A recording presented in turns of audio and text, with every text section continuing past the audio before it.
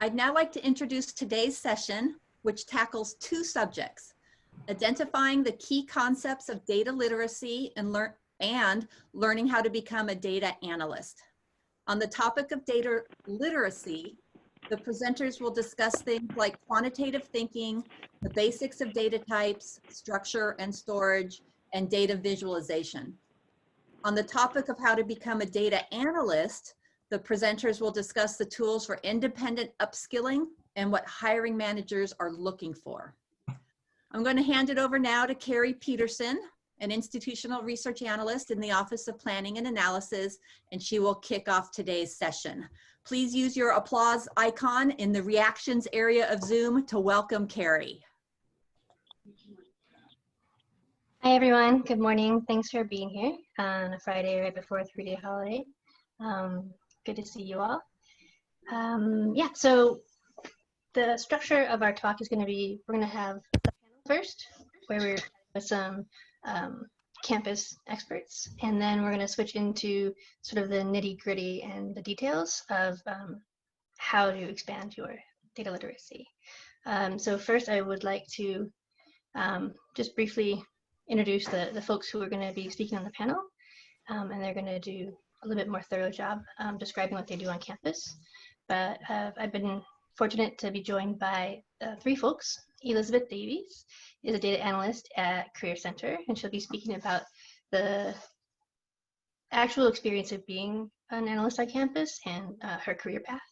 And then Shirley Hidalo is the lead for social and informal learning on campus, and she'll be speaking about practical, easy ways to do professional development on your own. And lastly is James Cow, who's joining us from talent acquisition, and he's going to be kind enough to discuss some of the nuances around the different classifications and types of data titles on campus.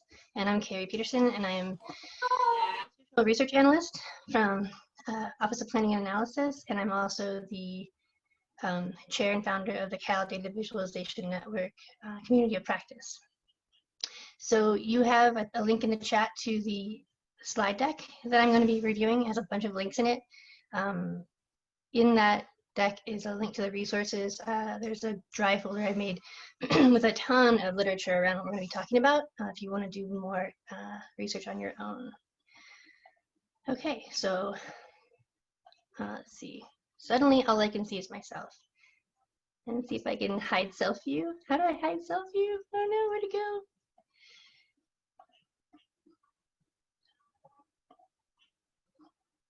I'll do this. This is good enough. Okay. So I would like to have Elizabeth, and then Shirley, and then James just briefly speak up about their experiences, what they're talking about today. Hi, my name's Elizabeth. I have been a data analyst at the Career Center for just over a year now. Previous to that, I was the data analyst for the enrollment strategy and division of Golden Gate University. And previous to that, I worked as a project policy analyst, a financial services analyst, and an AA3, Berkeley's campus shared services at the time. I think it's BRS now. But so yeah, I have a undergraduate degree in accounting, but I decided not to go into accounting and charted my way into data analysis. So thanks for having me. Good morning, everybody. My name is Shirley Hidalo. Thank you, Carrie and Katie, for having us all here. When I look at the folks who are speaking today, I'm like, I don't know enough about data analytics, but I know how to help people get to where they want to go. So thank you for the opportunity to speak on that. My role really actually has shifted a little bit over the summer. My focus used to be primarily on helping people grow and learn in informal and social learning ways. So that's everything that happens essentially kind of outside of a classroom environment. So you learn by doing, you learn from others. And now my focus is really on employee engagement. So I'll be talking a little bit more about what folks can do to get to where they want to be and build up those practical skills and experiences. So that's what I have for you all today.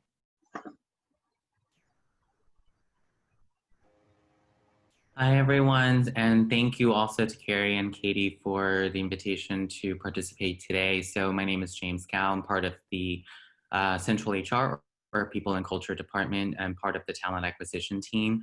So I also am not a data analyst, but what I hope to be able to contribute today is just some considerations around the analyst role, what that might mean and on this campus in a variety of different functions and departments. And hopefully that sort of gives a sense to people about the possibilities and the different paths that are available for you if this is something that you're interested in to eventually sort of move towards a data analyst role. Thank you.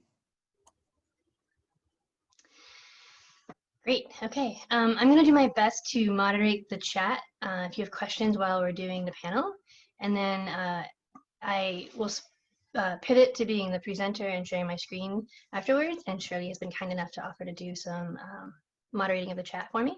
As I'm sure you all have now become aware, it can be a little overwhelming to manage all of the blinking lights and boxes on your computer screen while you're on a Zoom call. So that is to say, if I miss your text to me, I apologize, and be patient. I'll try and get to you as soon as I can. It looks like I'm going to go ahead and repaste in the slide link. Oops. One more time into chat.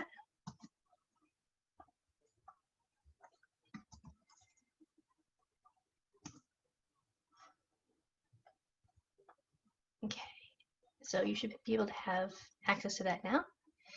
And all right, so we'll get started. Briefly, just to introduce the general topic, I think that the group is relatively self-selected. We're here to discuss data literacy because we have some constellated relationship or interest in it and or data analysis.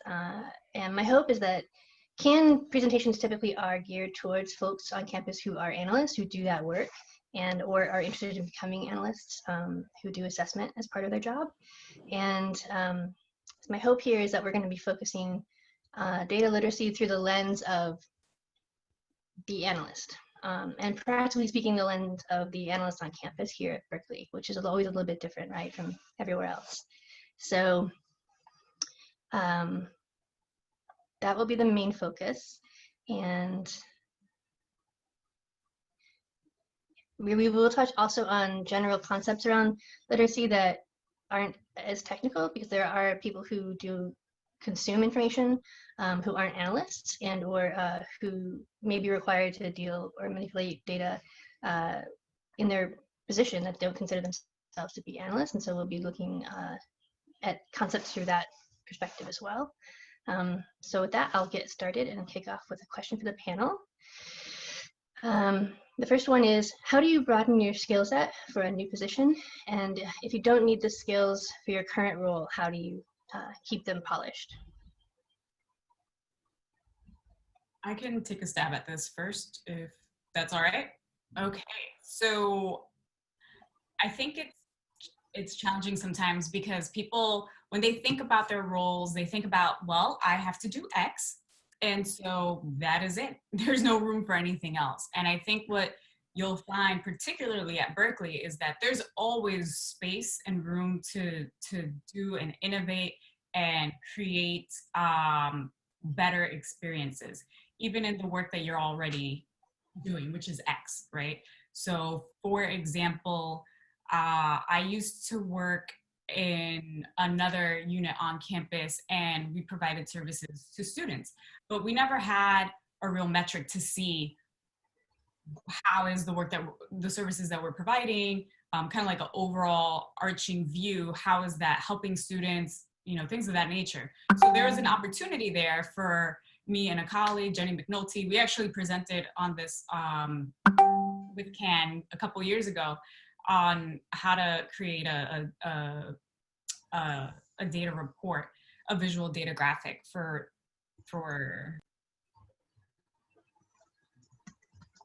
I just realized I was on mute. Was I on mute? No. Oh, okay. My mouse hovered over the mute button, so it made it look like I was mute. I was like, oh no. Okay. So there's always an opportunity. Whatever you're doing, you can measure it, right? You can see the impact. And I would say that would be the natural way for you to go.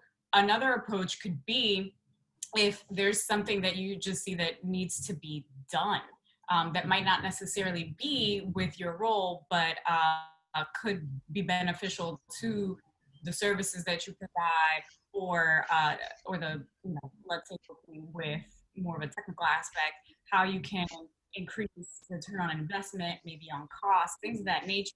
So it's pretty important in that regard. Another way that you could branch out from your typical job, and this is really dependent on your bandwidth, is through volunteering. I think there's no better way to gain, to really expand your skill set than learning by doing. So when you volunteer, you can do it, let's say, through a staff organization, maybe even outside of Berkeley if you want to volunteer for a nonprofit. It's a great way to gain experience that is relatively lower risk than your day-to-day role. So those would be some of the ways that you can expand your skill set without it having to be something that's already ingrained in your specific job description.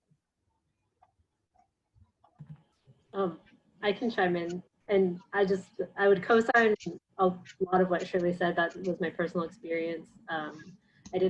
When I came to Berkeley as an AA3, I didn't have a lot of, hadn't had a really professional career before that. And a lot of the things that I'd done, I volunteered at my daughter's PTA as the treasurer. And so I got experience creating budgets and talking to people about, money information and explaining it to lay people, which was very useful.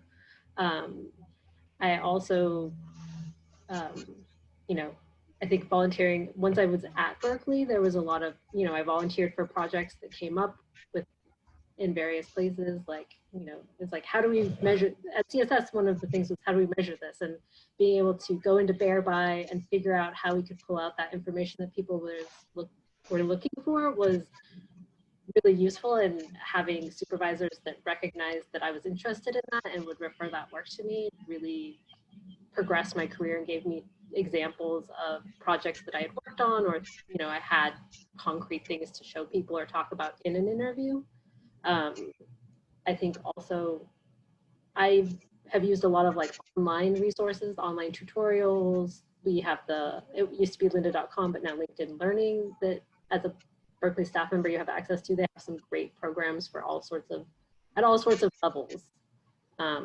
So that's another thing that I've used to broaden my skill sets. And also the staff groups, being a part of CAN. I think I was a member of CAN, shortly after I came, and then the Cal Data Visualization Network, and just meeting those people. I also, at CSS, we had a diversity, equity, and inclusion strategic plan group that was put together by the staff, and in volunteering for that, I got some good experience with survey data and just meeting people across campus and across my department, and sort of that informal networking. It was, even if it didn't result in a direct job, it definitely has resulted in expanded skills and being able to have people to reach out to for all sorts of things. Thank you, Elizabeth. That's awesome. Carrie, I'll add something here too. So, following up on what Shirley and Elizabeth said about, kind of how to gain additional sort of practical skills outside of your current role, one of the other considerations that I wanted to mention is to sort of think about actually your current role, because sometimes people are focused very much on the sort of titling and what exact work that they're doing. And a lot of times it's also about the translation. So what that means is, what are you doing right now, and what skills that are being used that can actually translate to another role? And so one of the things, for example, that Elizabeth mentioned in her intro is that she's been a different kind of analyst at Berkeley. And so in terms of at Berkeley, where there's job classifications and working titles, and what all of that means. And so hopefully I can talk to a little bit more about that later. But one of the things that we always sort of advise for people to think about is, what is the work that you're doing that kind of demonstrates skill sets that would be transferable to other things? So maybe you're not currently analyzing a data set, for example, but are you reviewing information, or are you reviewing policy? And then are you then making an interpretation of it that then you then communicate that to someone else? Because those are transferable skills to positions such as an analyst or data analyst. So just keeping that in mind too, which is there may be skills that you're already using that you haven't actually considered just speaking and we're talking about in a particular way. Perfect, thank you. That's exactly what I was going to add, only you said it better. What I heard in Elizabeth's story is basically a couple of skills that are transferable and directly related to data literacy, but are not what you might consider a technical or hard skill. One of which is saying yes, right? Taking on something, being willing to sort of be flexible and learn on the fly. Another one is having curiosity, right?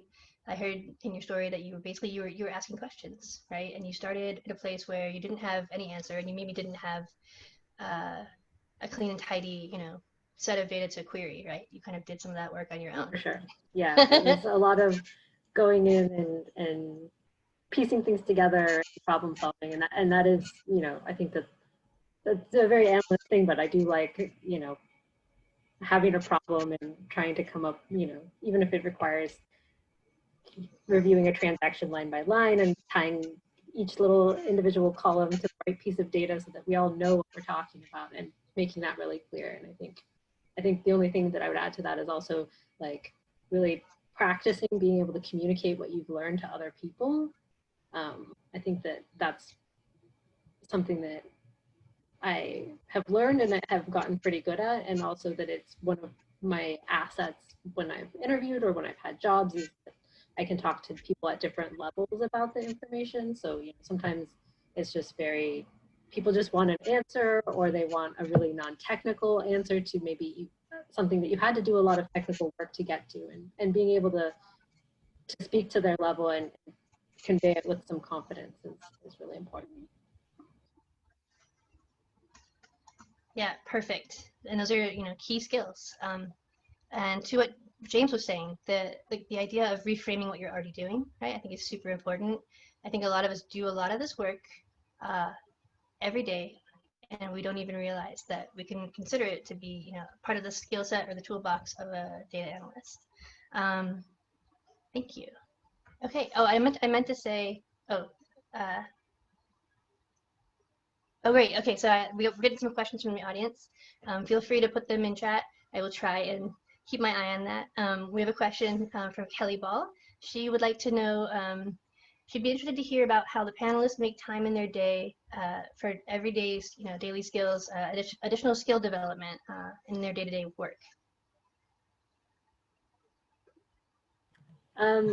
So I'll chime in here. So I think there's a couple different ways of doing that. Some of it is, if you have an understanding with your boss that you're trying to gain this skill and you're going to spend 20 minutes a day looking, doing some tutorial or something, that might be one thing.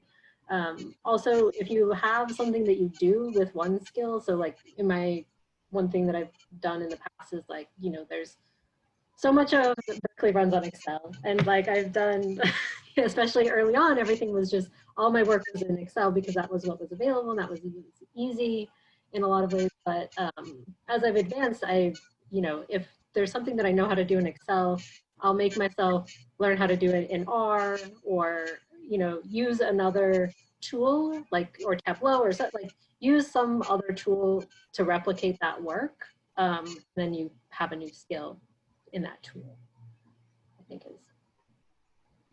That's awesome. Yeah, that's perfect, right? That's the jumping off place. And for me, I feel like, if I can speak this a little bit, it really helps to have a project. You have to kind of be in that sweet spot, right? Of like not having the pressure of like a product that's due, in 5 minutes, but also like having, some reason, right? It can't just be like you're learning it in the abstract, because, well, for me anyway, just goes right out. I can completely forget everything, so really what helps is like being able to apply it. And I think it's not 100%, but campus is getting generally better at giving people access to the tools needed, right, to do that stuff. A lot of, in the past, the silos have insisted, that like data needed to be protected and you couldn't afford the tool, et cetera, et cetera. So there's a little bit of a change in perspective on that. And I think that a part of the new shift in the way that we're performance managed includes this opportunity, right, to grow these skills and to recognize that realistically, it's better for the campus to invest time in us doing this, day to day than it is to try and hire a whole new person, right, with all the skills. So we have another, achieve together performance. Oh, perfect. Jan Crosby Taylor says, as part of the Achieve Together, our new performance program, there is an expectation to have one development goal, right? So yeah, exactly, perfect. Knowing that there's a culture, right, of data-driven decision making and appreciation for that, and the recognition that that skill set will get rusty if you don't use it, is super helpful. Thank you. All right. The second question is, I think, James, I'll have you start with this if you don't mind. What are the keywords recruiters are looking for on resumes for data analyst positions? Yeah, so I'll certainly try to answer that. And so I'll start with the short answer, and then I'll then sort of take a step back and kind of talk about a bigger picture thing, which is that it depends on the job. And so there's no sort of exact certain same keywords that we use for even within analyst roles or for a data analyst, and just it depends on the job, and it depends on what the hiring manager is looking for, and whether that's communicated to us by them or through the job description. But I wanted to sort of take a step back though and just mention that a big part of this discussion today is talking about the data analyst, but what I sort of referenced before was the word analyst. And so in my sort of perspective and a lot of what I do, and some of this information is coming from our colleagues in compensation and classification as well, of which I am not an expert, but I did sort of check with them before this conversation today, which is at Berkeley, you have working titles and payroll titles or job classifications. And so the word analyst comes up on both things. And so you want to sort of be more thoughtful about what that actually means, or to me anyway, I want to be thoughtful about what that means. So in the classification side, there's many different analyst types. There is the research data analyst, but there's also, as Elizabeth was mentioning, financial services analyst, financial analyst, project policy analyst, procurement analyst. So the word analyst actually exists in many, many different job functions and families. And then in working title, it's not always reflected there. Unfortunately, working titling at Berkeley is very inconsistent. And part of that is the decentralized nature that we have. We do our best in the talent acquisition team to try and advise our hiring managers so that the working title actually really makes sense. But what you probably have seen is just that there is inconsistency in certain areas where the similarly leveled positions might be named a manager in one area, and whether they're actually managing or not, and then an analyst in another. So just in terms of the classification, what I and our compensation classification team sort of did was we looked through all of the job families that had the analyst title in it, whether again it be a financial analyst or a financial services analyst or a project cloud analyst or data analyst. And what we saw is that there is, as expected, consistency of some of the language as it relates to the knowledge, skills, and abilities that would usually be asked of that role. And those are what's then usually translated to the required qualifications of jobs that hiring managers list.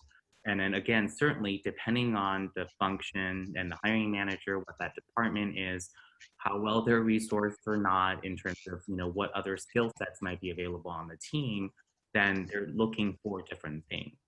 And so, but in terms of a sort of not basics, but the core of what we saw, of the commonality of what we saw across a lot of these positions, is that it relates to the ability to gather and prepare, interpret, and review, and then communicate information. And I'm using the word information because it's not specifically data in terms of lines. It could be data in terms of numbers, but it could be, as I was mentioning before, about policy or text or other kinds of information. So those are sort of our sense, the kind of core skill sets of these job families. And then it then depends on what then, now moving back to answering the question, what we look for then is, it depends on the job. So in terms of if it's, there may be certain departments that are specifically looking for example, they're requiring them people to have knowledge of, as an example, Tableau. And then in that case, we would be looking for Tableau. But not all of the positions will not be looking for that. So it again depends. But in terms of the understanding and working with information through sort of the actions that I mentioned, those would be sort of some of the core of what we saw in general.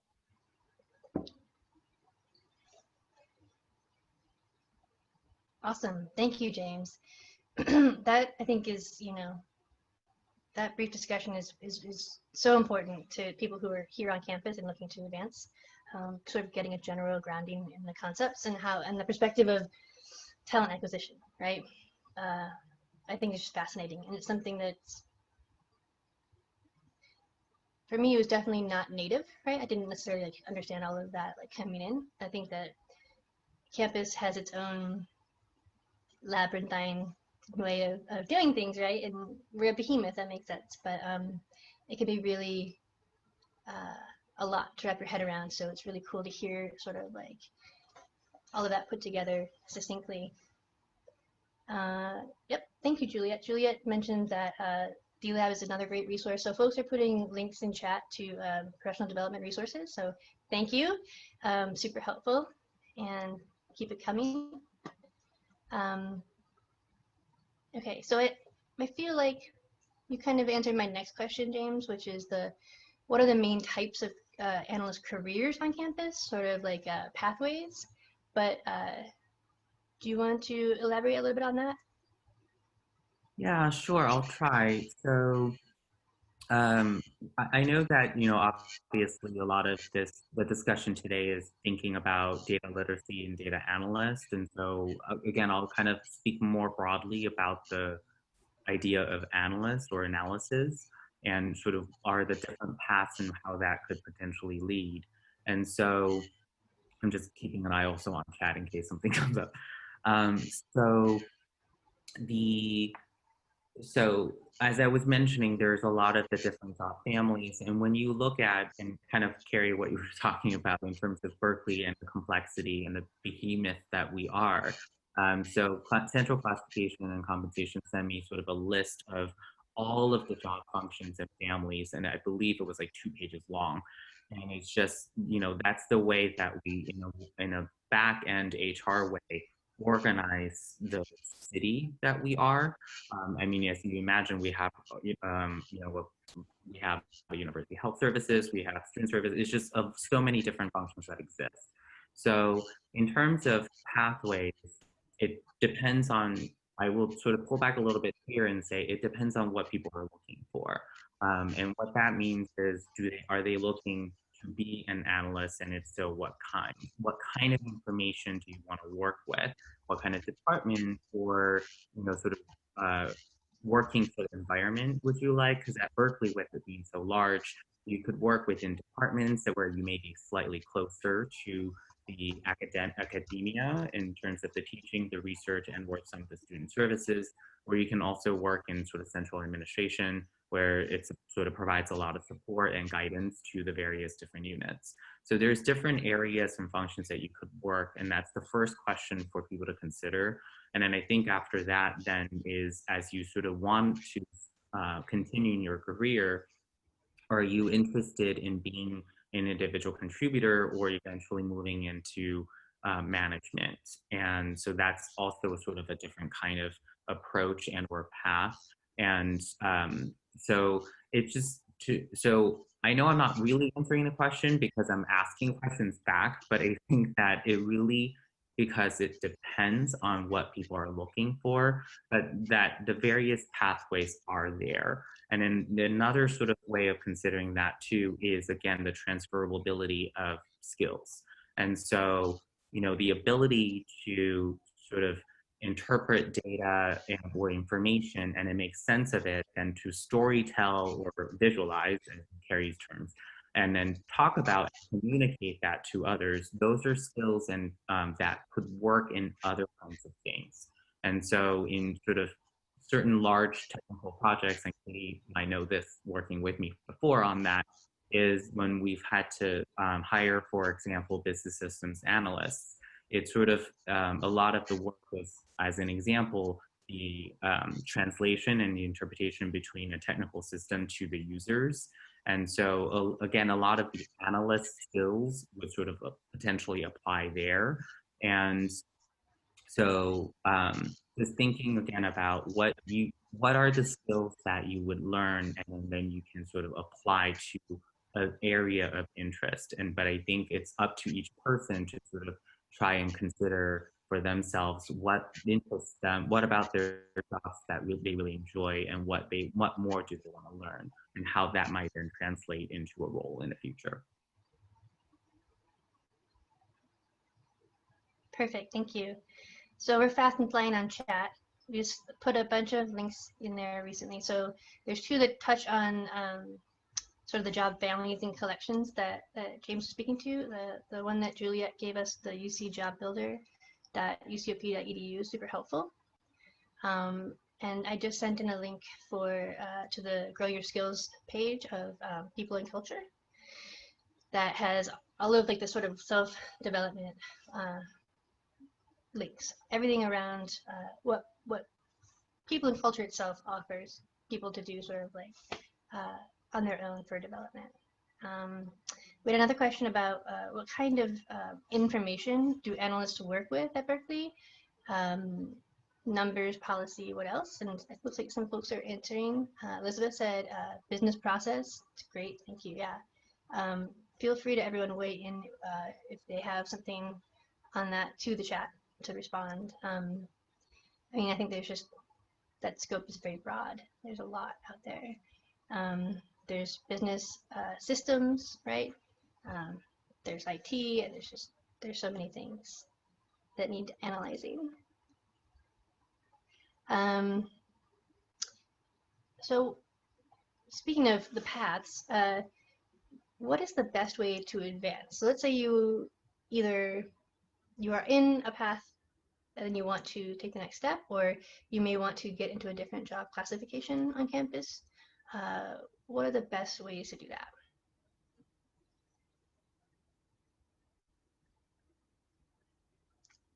Elizabeth's laughing. Well, I guess I don't know that I have a clear like pass it off to someone else answer for that. I would say that keeping an eye on job postings, so like especially like there's all the campus job postings,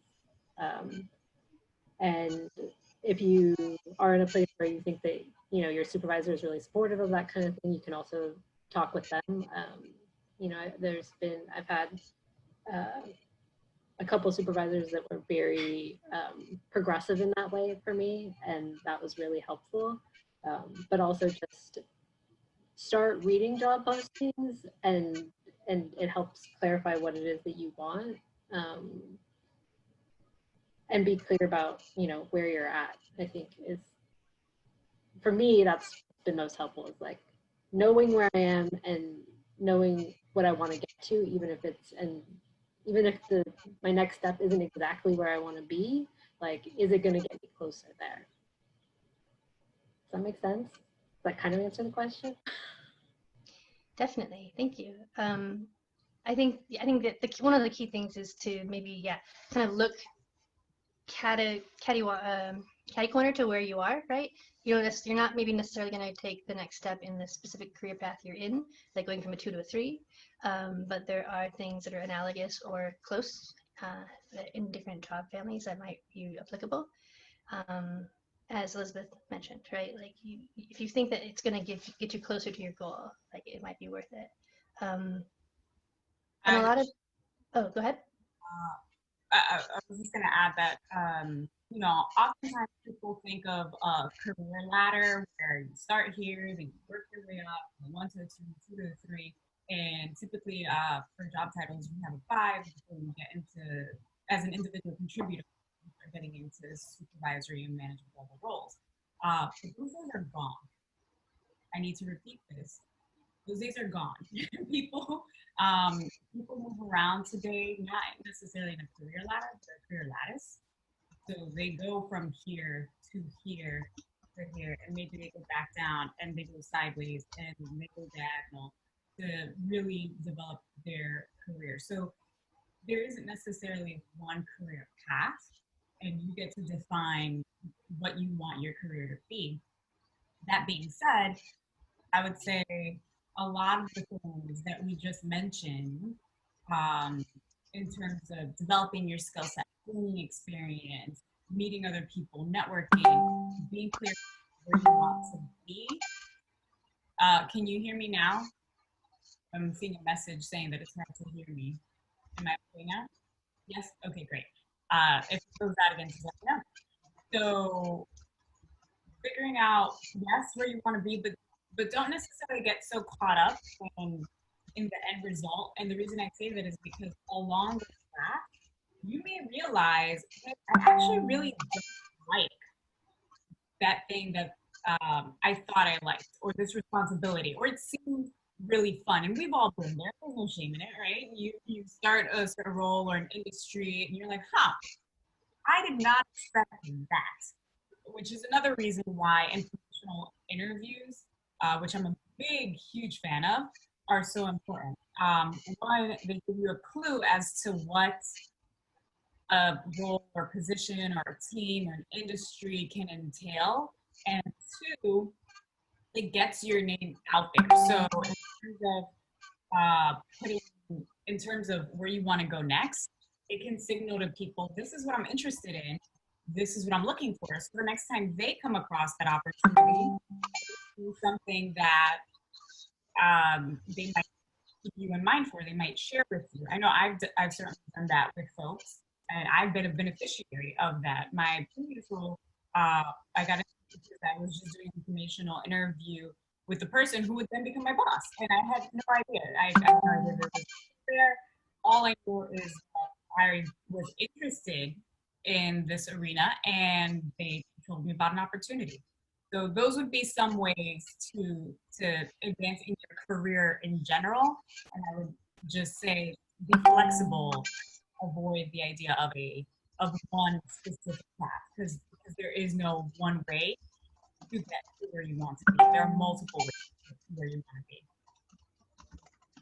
So if I could also add and just piggyback what Shirley has been saying, and to reiterate that it's not a ladder, it's a lattice. And that in terms of the sort of, kind of steps up doesn't really sort of exist that much. And part of it is also classifications exist to help organize the institution into sort of, levels and kind of what are expected of those positions. So they are in its core thinking about what are the needs of that unit. So in what a lot of people think is, I'm currently for example, something level 2. And so if I were to work at a more advanced way, or if once I get more senior, then I would get reclassified to a 3. But actually that's not quite the way that classifications are looking at it, the way, and I'm trying to speak on this, but again, I reiterate that I'm not from the comp team. So, but in terms of the classification is that it's about the business need. So do they have a need in that unit for a position that operates at a more senior level and either with more independence or to take on more complex projects?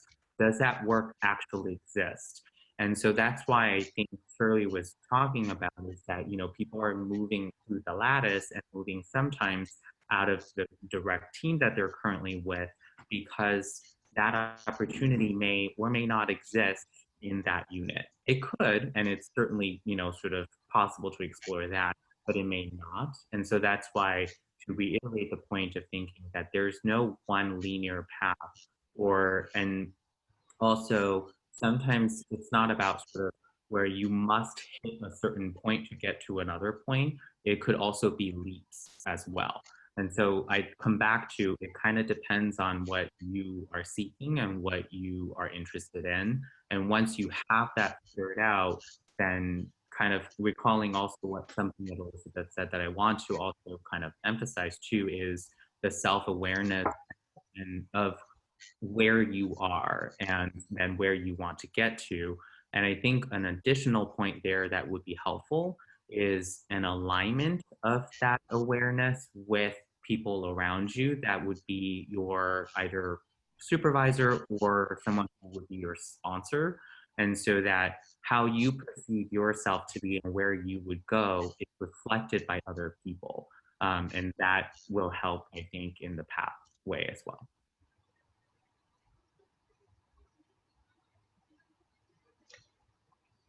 Fantastic. Thank you so much. So there's, again, been a lot of really great discussion in chat. James was kind enough to give a little bit of a list of the most common terms for analyst job positions. And so the ones that he mentioned are gathering, preparing, reviewing, and communicating information. So if you think of, again, reframing what you're doing in that way, right?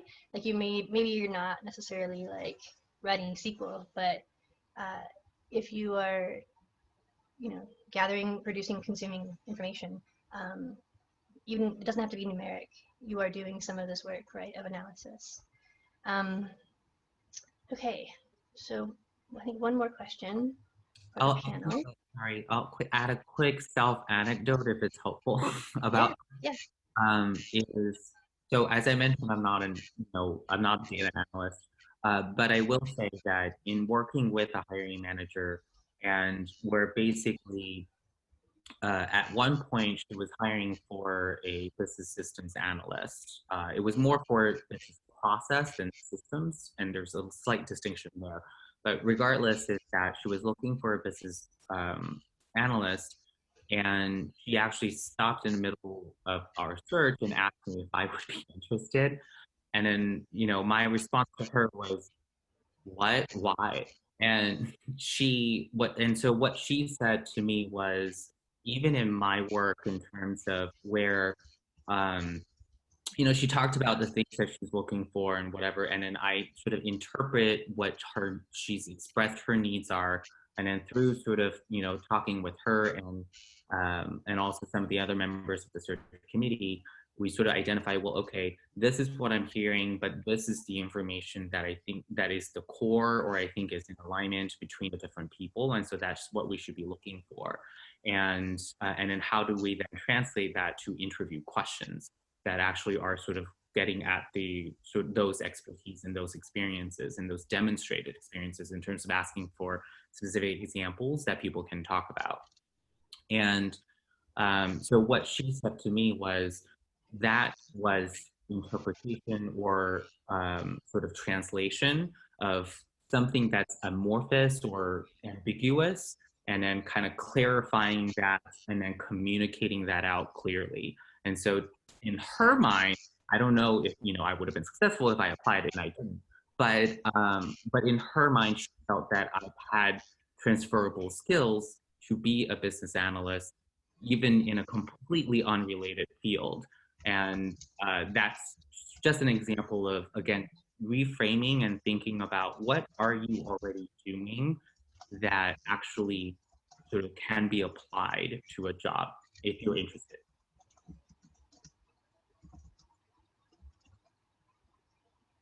Thank you, James. We had a question in chat about if you have advanced Excel skills and no coding skills, and you want to up your data analysis skills, which programs would you recommend? And so we have R definitely voted on twice, and there are also other free coding programs like Python, right? Has a really robust data analysis package set now. Tableau is maybe it's like an introduction, like an intermediate software when it comes to coding skills. It can definitely help get you from Excel to coding in like a sort of like relatively painless way, I think. The trouble with Tableau, as with many software tools, is that it's not necessarily free. Tableau does have some tiers, right? It's freemium. You can use it for free with some limited pieces to the features. Elizabeth sent some links. Thank you, Elizabeth. Links to get started with R. Some cheat sheets. Yeah, super great. Thank you.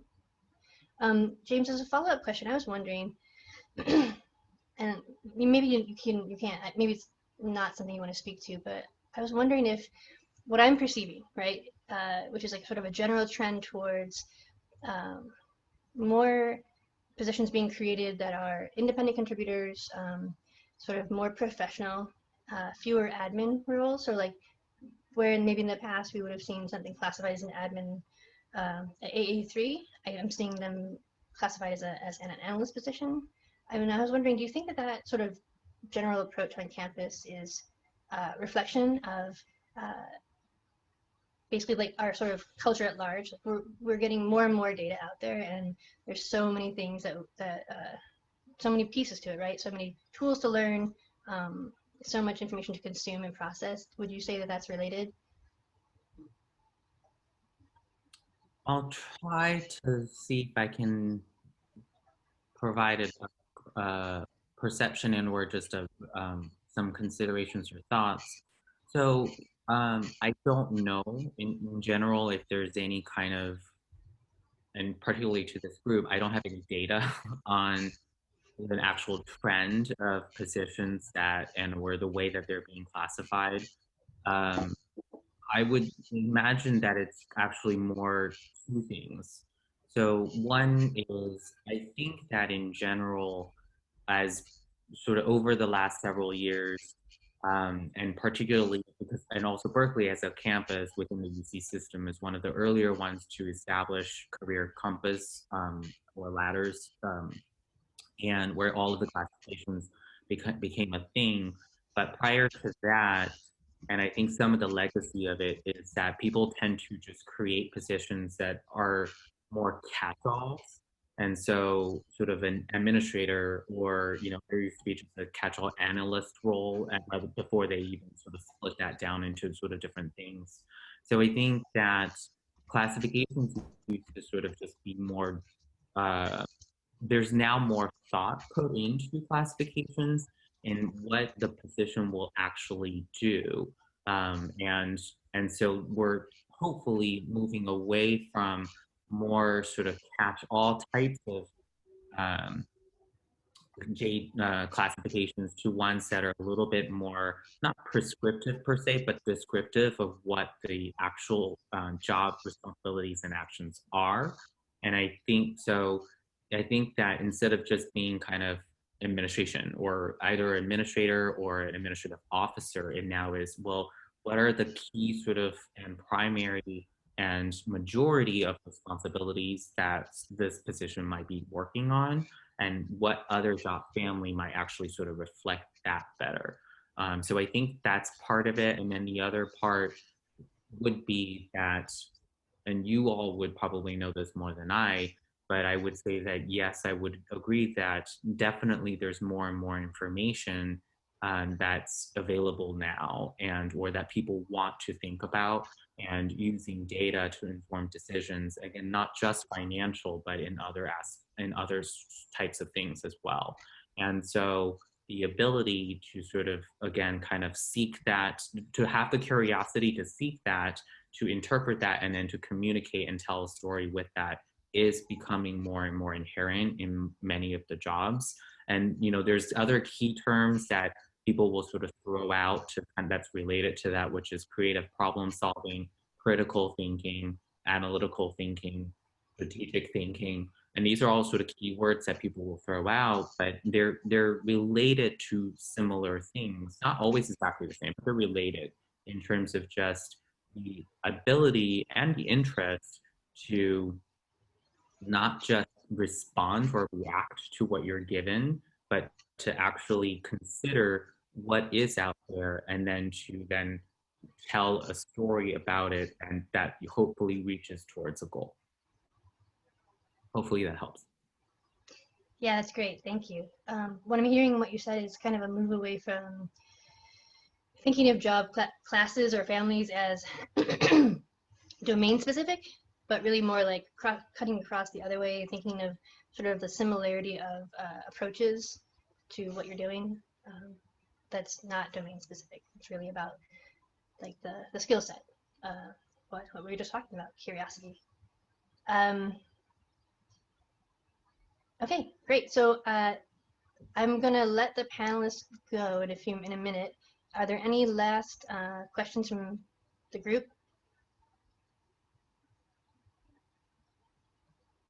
Anything you want to say? You guys have been really communicative along the way. Astrid says, as a research unit manager that is trying to grow the unit and recruit top candidates, the point that James made on what opportunities are there within the unit, and do they encompass different career paths? So if my unit is very specific to its career path, it limits the pool. So they can choose to embrace and promote candidates sort of outside of the sphere of the domain, I think is what. Thank you, that's a good comment.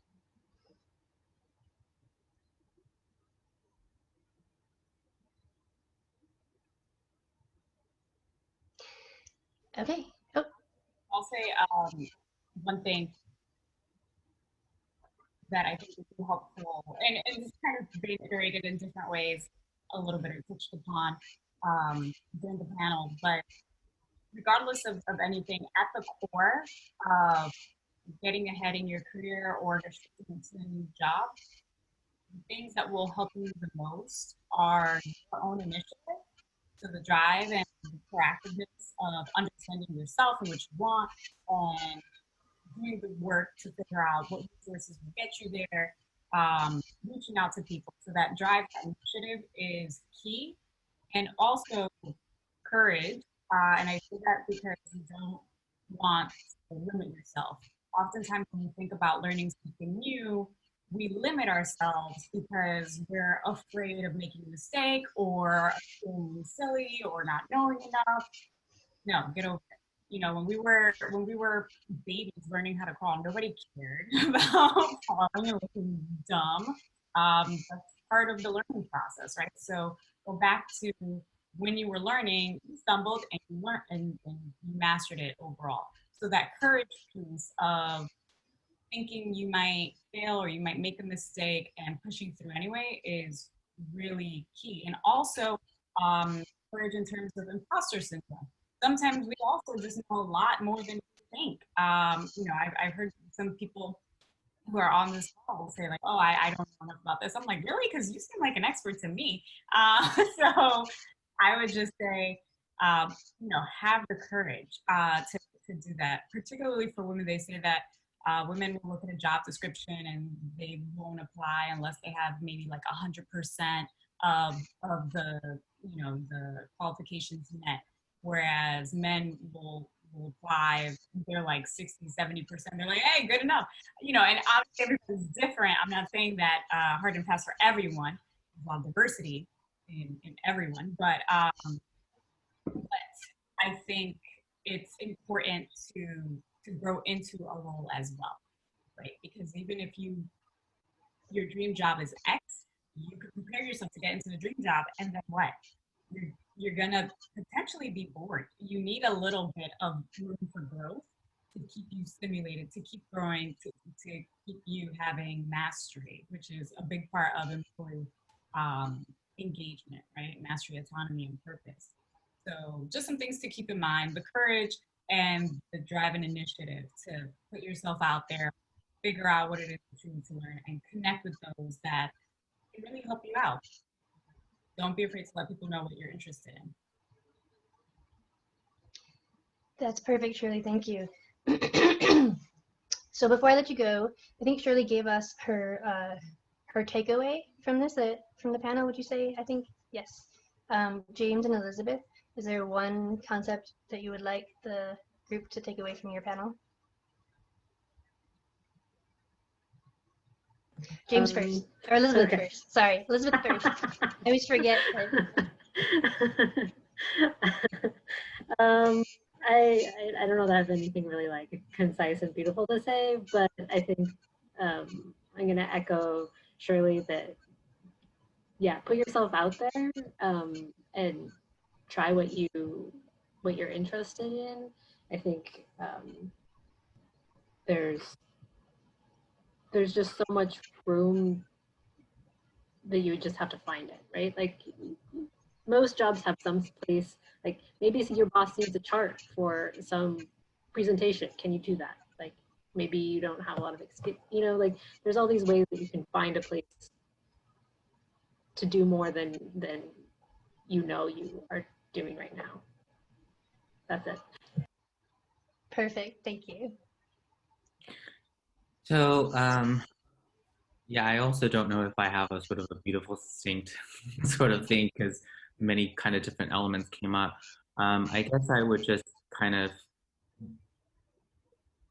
go back and to kind of emphasize an element that is Berkeley is very large and very broad, and it seems kind of daunting to try and navigate, but that it's also a culture, in my personal experience thus far anyway, that really does embrace sort of growth of people and also embrace people's talent and encourages that. So there are certainly resources such as CAN that we see here that where people want to help each other grow. So even, and I, talked about kind of the alignment of knowing what you may be interested in and then aligning that with others. And even the exploration of that would take sort of that step in terms of asking that question or starting to even think about it. But that there seems, I would say that it's my belief that there's a community that exists in various capacities to help. So, so take the step and reach out and ask questions. Well said, thank you so much. So there's kind of two chunks to this presentation. It's a little bit unconventional. Panelists first, but there's going to be a second piece now that talks about sort of the nitty-gritty or the logistics, the how, if the panelists have been sort of like the what and the why. And so I encourage you all to stay if that's interesting to you. I think I'd like to do like a 5-minute bio break. So maybe come back at 11:08. Does that sound good to everyone? Katie? Cool. All right, well, I'll see you guys at 11:08, and thanks again to my panelists. You guys are amazing. Thank you. Thank you for having us. Bye, everyone. Thank you. The invitation and for everyone for listening. Bye-bye.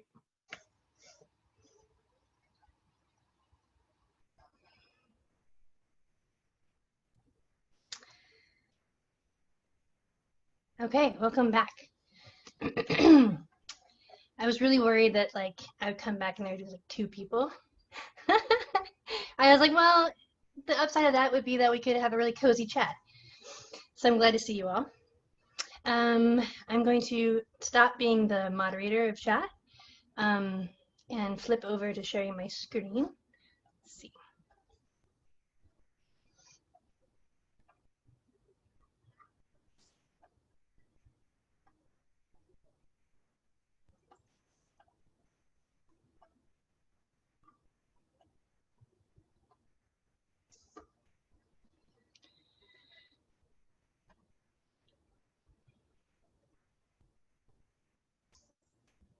Okay, so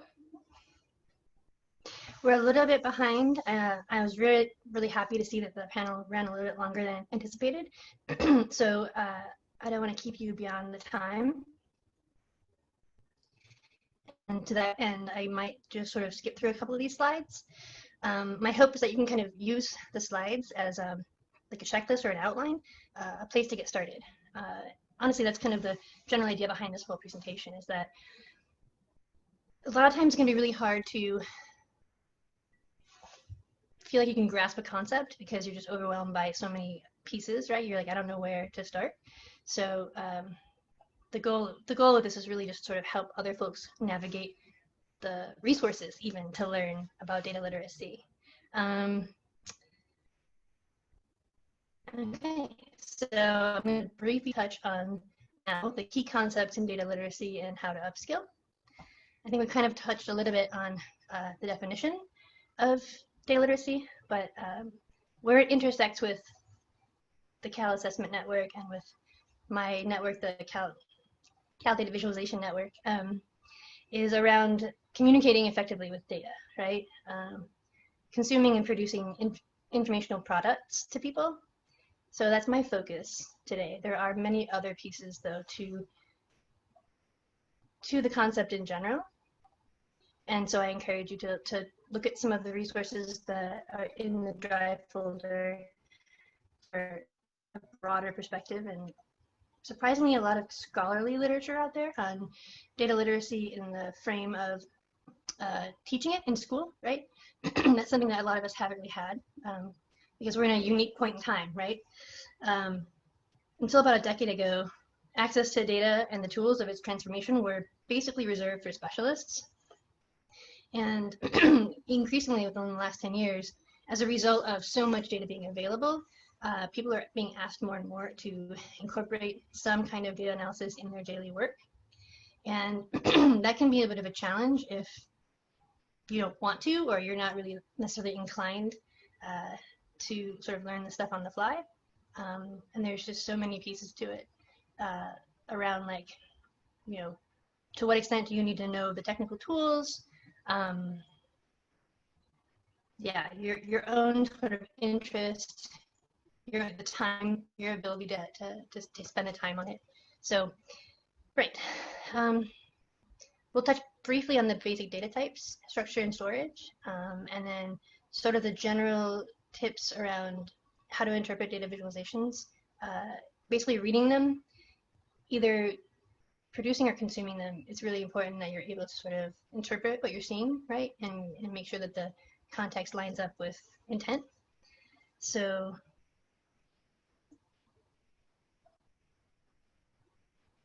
as the panelists discussed in detail, the key skills that you need to be literate with data involve things that are not technical or math related at all. They're curiosity, problem solving, domain contextualization, which is knowing enough about the content of what you're looking at to be able to know that you're creating meaning with the analysis. Visualization, and finally storytelling. The word gets thrown around a lot, but what that really means is you've synthesized something and you've put something together and you want to explain it in a way that's helpful to others, right? Like you're not just doing the analysis. That last step of like helping other people understand it from your perspective.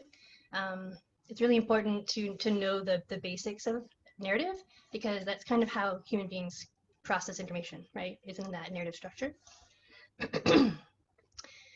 So to the point I was saying earlier, a lot of us haven't like learned some of these things in school, and or maybe we haven't sort of used any of these skills since school.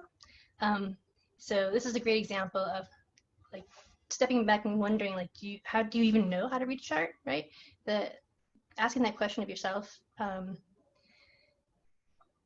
I think is really useful, because there are lots of components to reading charts that maybe you're not even, thinking about, that go into the process of consuming that information.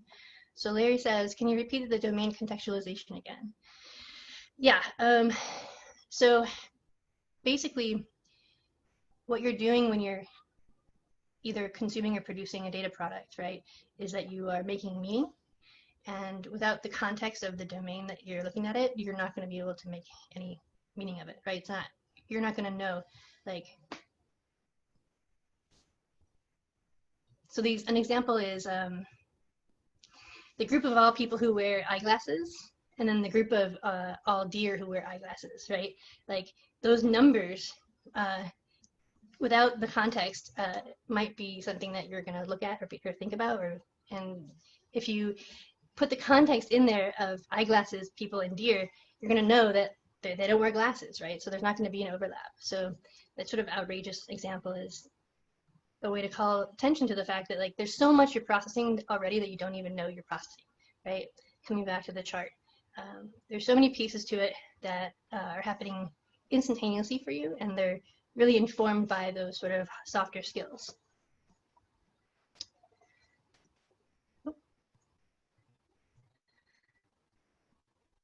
Okay, so one thing that came out of all of the literature on data literacy is a sort of general low-level anxiety around it.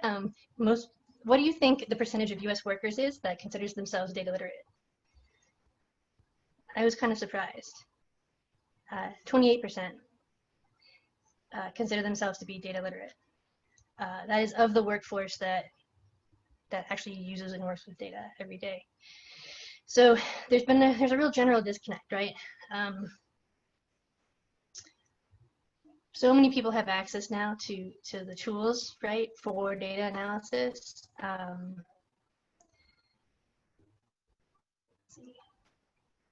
Yeah, 2/3 of respondents to a survey put out by Accenture is 2/3 of folks said that they have access to some software tools in their daily work, but only 20% said they feel comfortable using it. And that kind of bears out with my sort of anecdotal experience of talking to folks about data visualization. A lot of folks think they know it's important and they think it's interesting, but they don't feel like they really know anything about it or how to use it or, you know, be proficient at it.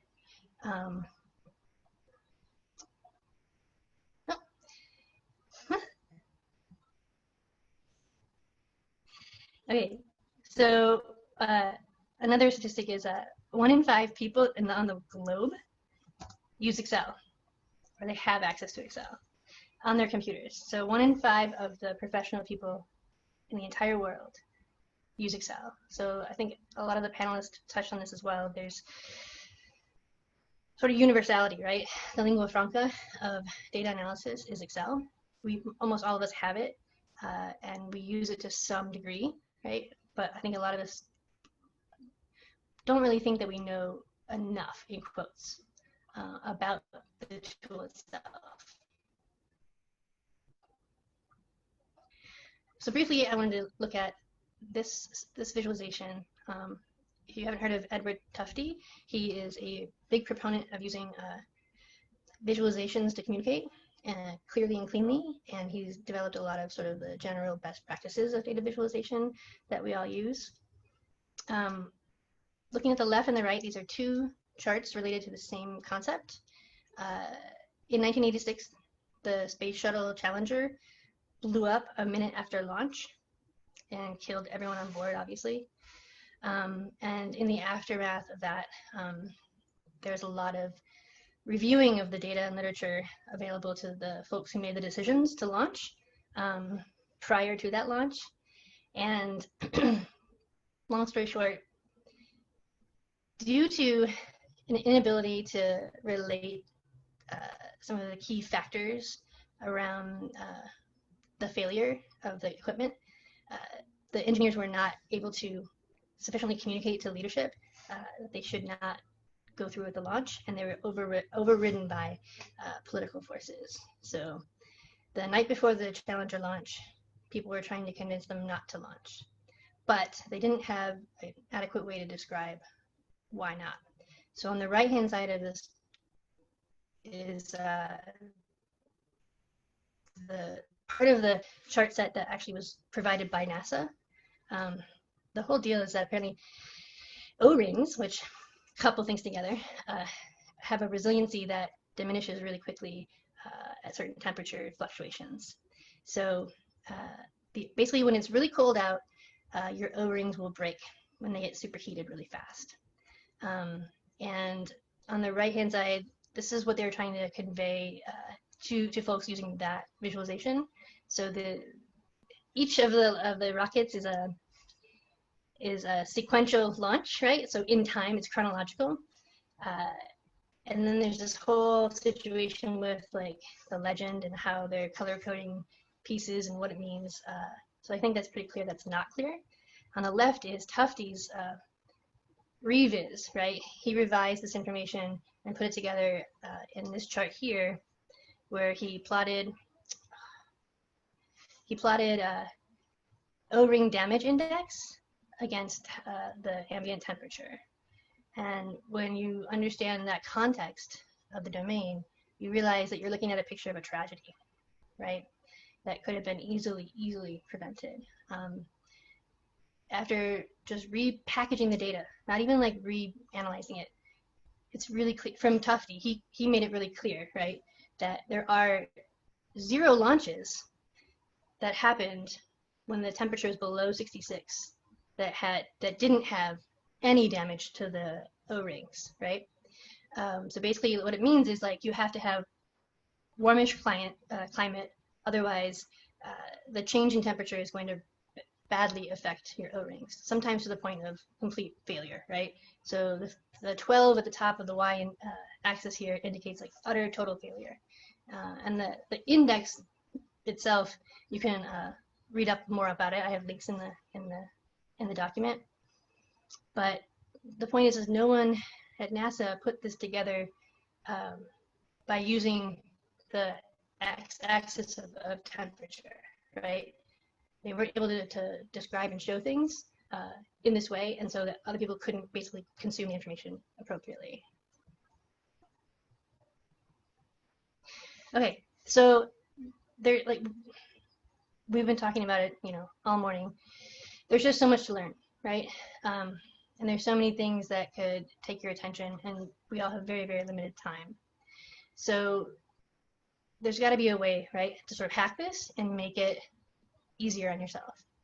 The good news is that you don't have to learn, R if your data role is a consumer of information, right?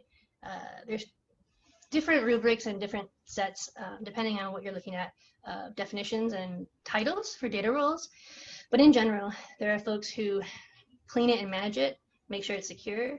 There's folks who transform it and aggregate it. And then there's folks who use it, right? They consume it to make decisions. And sometimes those roles overlap. But those are sort of the very, very general high-level groups. And so the set of things that you need to learn as a user, right? Either a user or a consumer, is not as technical as it used to be, right? Because of the rise of information and the sheer amount of data out there, and the increasing level of tool sophistication, right? We have things that have graphical user interfaces. We have embedded analytics where in the tool that you're using to manage your work, there are charts and graphs embedded, right? Aggregates, top-level infographics. Those are all things that we are using every day to make decisions around data that are not highly technical. But so there's a simple, easy way to sort of decide if it's worth learning. There's this four square chart here. Left to right is usefulness of the feature, and then up and down is the time to learn it. If you sort of generally apply this, right, it's obviously very, very loose structure. But if you approach a software or an idea or a process with this in mind, you can figure out if it's going to be worth it to you to incorporate learning it into your work role.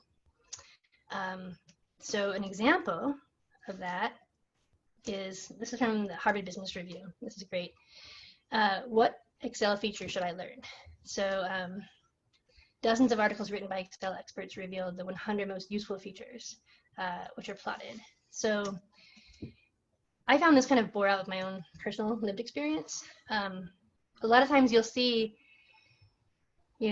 super cool hack or like, hotkeys for Excel, but then they're weird combinations of things you're never going to need, or it's like 4 hotkey buttons all at once and the Alt and the, function key. So it's not something you're going to remember, especially if you don't necessarily need it all the time. So they plotted out all of this stuff here, and that helped them sort of make a decision around what's super important or useful to learn. And they put together an infographic chart, a PDF of that I put in the resources folder. And it actually is the top 100 most useful Excel tips. to speed up your work, right? It's very cool. So going back real quickly to this list here, I want to touch on visible thinking as well. Visible thinking is really cool. So a lot of this is like, you know, great in theory, but really how do you learn critical thinking, right? How do you do that without, like, you know, taking a whole course? And so this link here is to visible thinking, which is a project put together by Harvard, and it's a really great like set of tools that you can use to approach sort of any topic and learn to use the skills around critical thinking to apply it to basically any domain. We're getting very, very low on time, so I'm going to skip over. I have a discussion here of how to read charts, right, and how to choose a chart. So I encourage you to look at that when you have time. And if you would like to play along, do a quick assessment of your own data literacy. This slide has the link to it. It's dataliteracyproject.org/assessment. I'm going to check out chat here. Yeah, sorry, it's always the cat, right? The cat is the I should have locked her outside. Thank you, Katie. Thank you. So the assessment link is right there. We're super low on time, so if you have to hop off, I understand, but I'll give folks 2 minutes to fill it out. It's very short.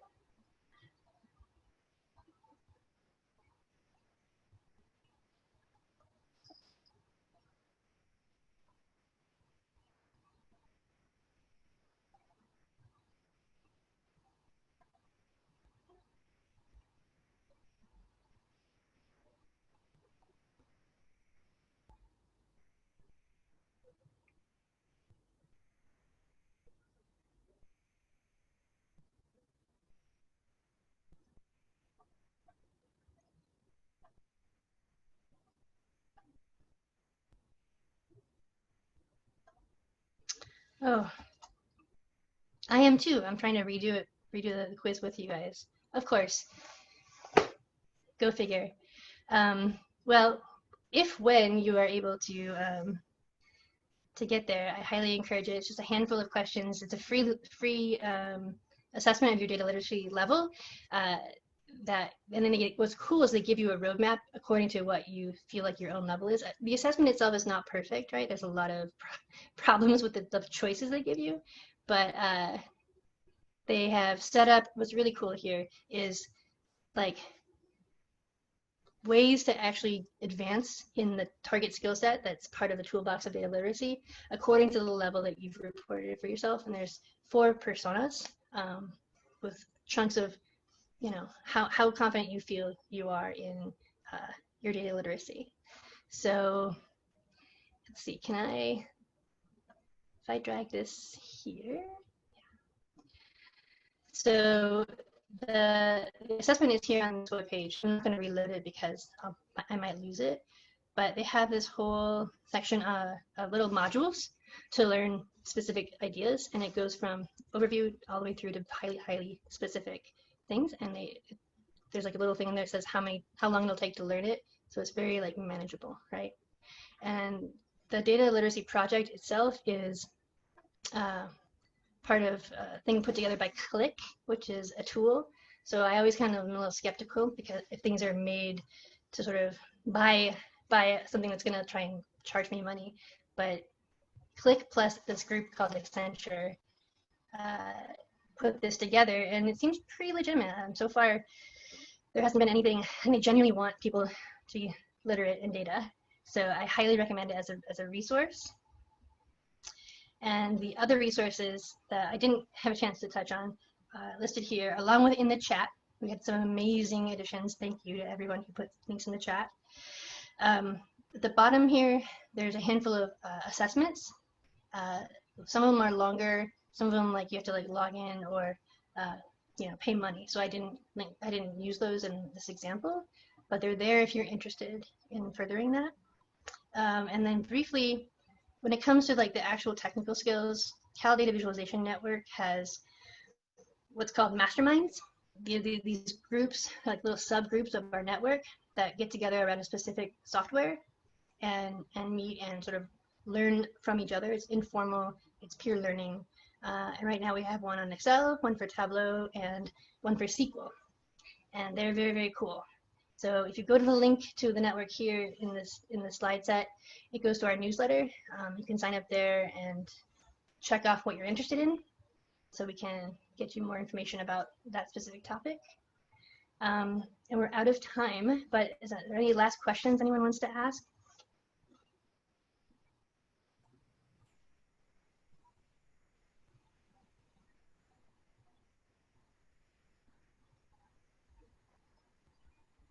All right. Well, Kari, I want to thank you so much for organizing this session, both parts 1 and parts 2. I'm glad we have the slides so we can carefully go through what you've curated for us. Let's give her a big round of applause using your reaction button. Yay!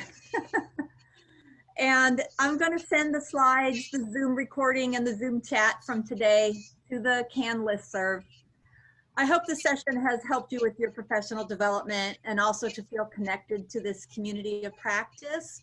I hope that also that your family are safe and well and that you have a wonderful 3-day weekend.